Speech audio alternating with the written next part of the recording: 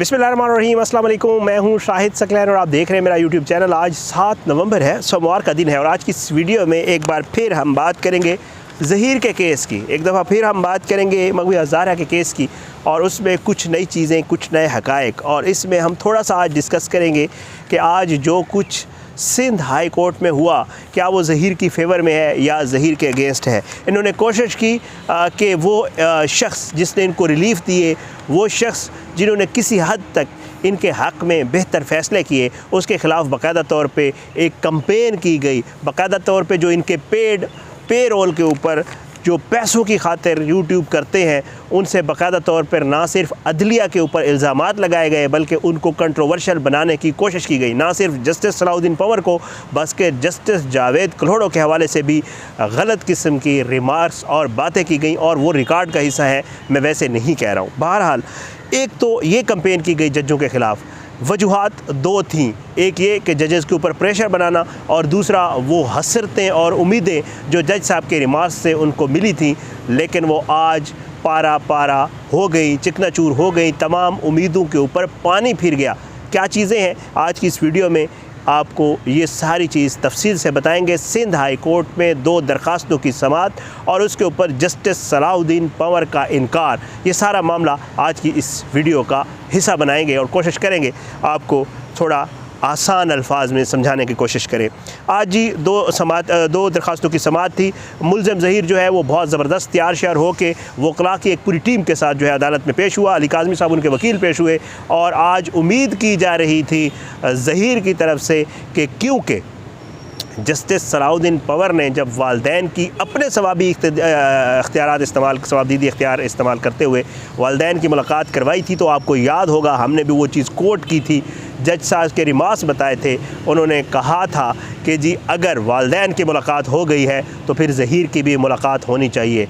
बहुत ज़बरदस्त उम्मीदें लेकर ज़हीर उसके वकला आज अदालत में पहुँचे और आज उनको पक्की उम्मीद थी कि सलाउद्दीन पंवर साहब ज़हीर को मुलाकात की इजाज़त दे देंगे और कोशिश रही थी कि अगर इजाज़त दें तो मामला कल पे ना जाए, किसी तरीके आज मुलाकात हो जाए। लेकिन आगे जाकर मामला इन्होंने ख़ुद ही ख़राब कर दिया। इन्होंने मामला ख़ुद ही उल्टा किया, क्योंकि इन्होंने हमेशा हर चीज़ को मैनिपुलेट किया है, हर चीज़ को एंगल देने की कोशिश की है, हर चीज़ को अपने हक़ में इस्तेमाल करने की कोशिश की है। चाहे उसके लिए इनको अदलिया के ऊपर कीचड़ उछालना पड़े, चाहे उसके लिए इनको किसी यूट्यूबर के ऊपर कीचड़ उछालना पड़े, चाहे उनके लिए इसको उस मग़विया के वालिद वालदा या उनके ख़ानदान वालों पे कीचड़ उछालना पड़े। वही हुआ।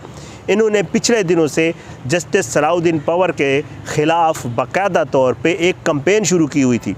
उस कंपेन में कराची का वो सहाफ़ी और उसके अलावा इनका जो एक सोशल मीडिया विंग है जो रात को बैठ के गंद करता है और पूरा एक सेशन किया जाता है, उसमें बाकायदा तौर पर ऑन द रिकॉर्ड चीज़ें मौजूद हैं कि कहा गया कि जस्टिस सलाउद्दीन पंवर मिले हुए हैं, जस्टिस सलाउद्दीन पंवर इस केस को जो है वो मेहदी काज़मी के हक़ में कर रहे हैं, ये कर रहे हैं, वो कर रहे हैं। ये चीज़ें मौजूद हैं और बाकायदा तौर पर लोगों के पास रिकॉर्डेड मौजूद हैं और जो है इन्होंने इस तरह का गंद किया जो ये अक्सर व बेशतर करते, बल्कि करते ही रहते हैं, अक्सर व बेशतर क्या करते ही गंद है। तो बहरहाल इन्होंने वो गंद किया, एक तो वो गंद और दूसरा फिर जब वो मोहतरमा डॉक्टर साहिबा जो हैं उन्होंने जो रोला रप्पा वहाँ पे आपको पता है किया अदालत में, उसको फिर इन्होंने अपने हक़ में इस्तेमाल करने की पूरी कोशिश की और इसके शवाहिद मौजूद हैं। उस रिपोर्ट को वायरल भी इन्होंने किया। उसके साथ एक हैंड रिटन तहरीर थी जिसकी अभी कोई जो कि कोर्ट रिजेक्ट कर चुका है। ज़ाहिर बात है, ये कहते रहें जो कुछ कहते रहें, कोर्ट रिजेक्ट कर चुका है क्योंकि कोर्ट ने कहा कि जी कोई इसको रिकॉर्ड का हिस्सा ना बनाया जाए। इन्होंने उस डॉक्टर की दी हुई सारी चीज़ों को ना सिर्फ खुद वायरल किया बल्कि उस डॉक्टर को इतना बड़ा जो है, बल्कि इससे भी बड़ा, ठीक है, उसको एक मसीहा बनाकर पेश किया और ये कहा कि डॉक्टर साहिबा ने जो कहा वो तो कोई सच, आज तक किसी ने ये सच बोला ही नहीं था, लेकिन दरअसल वो सबसे बड़ा झूठ था। इन्होंने डॉक्टर के ज़रिए पहले उसको मैनिपुलेट किया, फिर उसके बाद डॉक्टर ने उसी चीफ़ जस्टिस के उसी जज साहब जो जस्टिस सलाउद्दीन पंवर है उनके चैम्बर में घुसने की कोशिश की।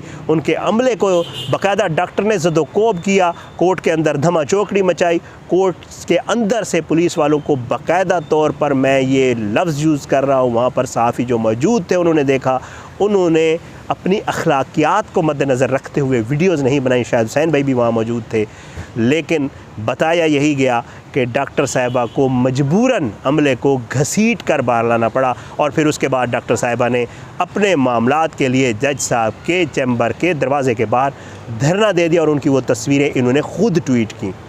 ये वो सारी चीज़ें थीं जिसकी वजह से जुम्मे या हफ्ते वाले दिन शायद हुसैन भाई ने भी, मैंने भी, हमने भी वीडियो में कहा था कि लग यही रहा है इन्होंने जितना कंट्रोवर्शियल बना दिया है जज साहब को, इन्होंने जितने गंद उछाल दिया है, इनकी आदत ही गंद उछालना है।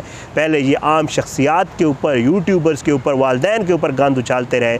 अब जो जज केस सुन रहा है, जिसने इनको रिलीफ दिए हैं, जिस जज ने इनको ज़मानतें दी हैं, उस जज ने अभी कोई फ़ैसला ही नहीं दिया, लेकिन ये प्रेशर बनाने के लिए उसके ख़िलाफ़ भी गंद उछालना शुरू हो गए हैं। हो सकता है जज साहब इन सारे मामलात को देखते हुए इस मामले को सुनने से ही इनकार कर दें। आज वही हुआ जी। आज जब ये लोग वहाँ अदालत में पहुँचे तो जज साहब ने कहा, सॉरी, आप लोगों की दोनों दरख्वास्तें मैं नहीं सुन सकता, अब ये किसी और बेंच को भेजी जाएंगी। आज इनकी उम्मीद थी कि आज जज साहब अलाउ कर देंगे मुलाकात। ज़हीर जो है वो जल शल ला के, कंगी शगी बार के, चंगे बच्चे बन के और चट्टे वट्टे पहन के वो गया था, लेकिन आज उसकी जो उम्मीद थी, जो उसकी हसरत थी, जो ये समझ रहा था कि ट्रायल कोर्ट ने वालिदैन को मुलाकात करा दी और जो जज साहब हैं उन्होंने मुलाकात कराई, वो तो वालिदैन है, तुम अगवाकार हो, तुमने बच्ची को बहलाया फुसलाया, तुम्हारे कहने पे ही ये सारा कुछ हुआ, तो तुम अगवाकार की मुलाकात कैसे हो सकती है। जैसे आपने कहा, सॉरी मैं ये नहीं सुन सकता, किसी और बेंच को लगाएं। और उसके लिए इनके वकील ने कोशिश की कि जल्द से जल्द उसकी तारीख़ ली जाए, लेकिन वो तारीख़ भी जो है वो जल्द से जल्द नहीं मिली, बल्कि उसकी तारीख़ तकरीबन 10 दिन बाद यानी कि 17 नवंबर की डाली गई। और इस अब देखते हैं कि वो किस बेंच को मार्क होता है। शाहिद भाई के मुताबिक 2 वहाँ पे जज हैं, जस्टिस आफ्ताब या जस्टिस उमर सियाल, इनको जा सकता है या किसी और जज को भी जा सकता है। लेकिन क्योंकि ये मामला अब अगले जज को चला गया है तो इसके ऊपर बाकायदा तौर पर जो है वो अब नए जज साहब इसके ऊपर समाअत करेंगे। और जो इनका एक ख्वाब था, जो ये सोच चुके थे कि अब तो क्योंकि वालिदैन ने मुलाकात कर ली है, अब हमारे लिए मुलाकात जो है वो आसान हो जाएगी, वो आज पूरा नहीं हो सका। उसको थोड़ा सा हम किसी और एंगल से भी देख लेते हैं, क्योंकि मेरी कोशिश होती है जितने भी इसके पॉसिबल जो चीज़ें होती हैं, एस्पेक्ट्स होते हैं, उसके ऊपर गौर किया जाए।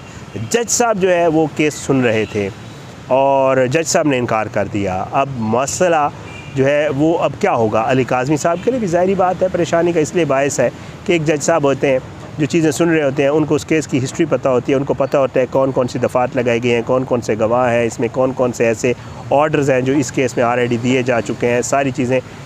ऑल दो जजेस जब भी कभी आते हैं कोई केस सुनने के लिए, तो इस्लामाबाद में तो मैंने यही देखा है कि जज साहब बाकायदा तैयारी करके फ़ाइलें पढ़ के आते हैं।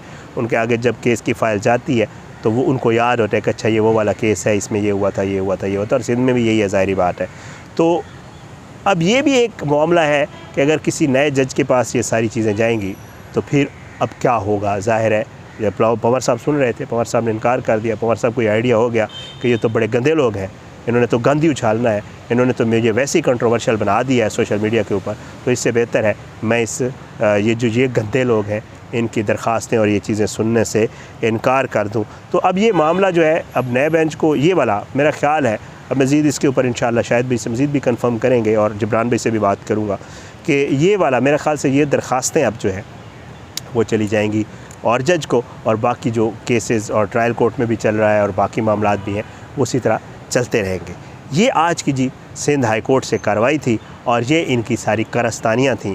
और भी बहुत सारी इस केस से रिलेटेड चीज़ें हैं, वो जो है इंशाअल्लाह किसी अगली वीडियो में आपके सामने रखेंगे। एक मामला जो है वो मफरूर इश्तिहारियों वाला है, दोनों इश्तिहारी, मफरूर इश्तिहारी। एक तो मफरूर हुई है इनकी माँ ज़हीर वगैरह की अपने 6 जो उसके लोग हैं नेक्सस के, उनके साथ, और उनकी जो है ट्रायल कोर्ट में समाअत होनी है।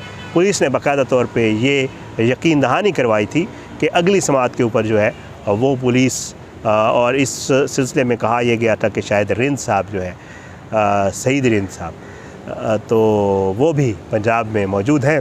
अल्लाह करेगा रिंद साहब जो है वो गिरफ़्तार करके, या गिरफ़्तार ना भी करें तो हाथ से पकड़ के ले जाएंगे मतलब वहाँ सिंध। देखते हैं रिंद साहब सिंध ले जाने में किस हद तक कामयाब होते हैं। और दूसरा मामला है कुछ यूट्यूबर जो इश्तिहारी हो चुके हैं। इश्तिहारी का मतलब इश्तिहार लगना होता है। अखबारों में इश्तिहार आ गए, रिकॉर्ड के ऊपर आ गया है कि ये लोग अदालत को मतलूब है असलतन ख़ुद या वकील के ज़रिए फ़लाँ तारीख़ तक जवाब जमा करवाएं। अगर ना करवाया तो फिर इनके ख़िलाफ़ भी एक तरफ़ा कार्रवाई होगी। उस मामले के ऊपर भी मज़ीद चीज़ें चल रही हैं इंशाअल्लाह, और जो चीज़ें होंगी आपकी खिदमत पे इसी तरह पेश किया करेंगे। बस अपनी दुआओं में याद रखा करें, अल्लाह पाकिस्तान का हामी नासिर हो, इसके ख़िलाफ़ साजिशें करने वालों को नस्ल नाबूद करे, ज़ालिमों को इबरत का निशान बनाए, मज़लूमों को इंसाफ मिले। अल्लाह सबको हिदायत दे, सबको अल्लाह जो है वो सबके लिए आसानियाँ पैदा करे, और अल्लाह हमें और सब लोगों को ये तौफ़ीक दे कि हम दूसरों के लिए आसानियाँ पैदा करने वाले बने, ना कि दूसरों की मुश्किलात में हिस्सा डालने वाले। बहरहाल बस अपनी दुआ में याद रखा करें जी। मुझे इजाज़त दें। पाकिस्तान ज़िंदाबाद। अल्लाह हाफ़िज़।